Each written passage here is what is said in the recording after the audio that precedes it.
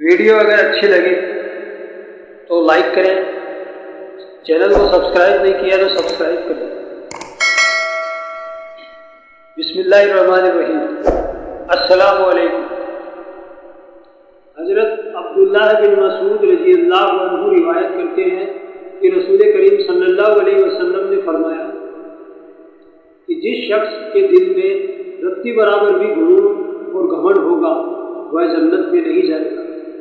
ایک شخص نے عرض کیا، ہر انسان چاہتا ہے کہ اس کے کپڑے عمدہ ہوں، اس کا جوتا بھی اچھا ہو، تو کیا یہ غرور اور گھمنڈ ہے؟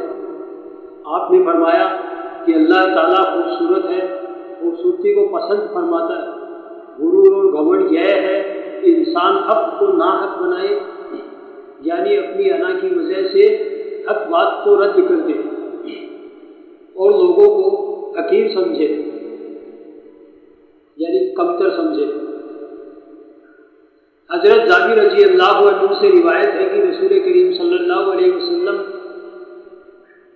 سے ایک شخص نے سوال کیا، اے اللہ کے رسول، وہ کون سی چیز ہے جو جنت کو یا جہنم کو واجب کر دیتی ہے؟ آپ نے فرمایا، جو شخص اس حال میں فوت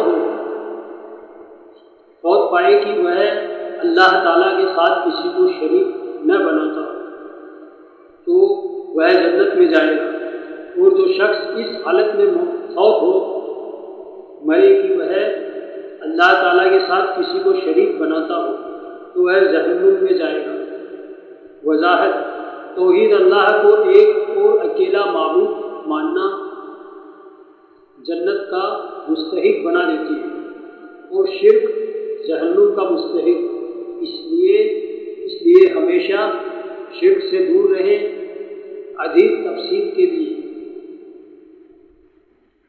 پڑھیے ترجمہ تفسیر سورہ المائدہ 5 آیت نمبر 72 اور سورہ النساء 4 آیت نمبر 116 اور 121۔ اللہ تعالی ہمیں سننے سے زیادہ عمل کرنے کی توفیق عطا فرمائے، آمین۔ السلام علیکم۔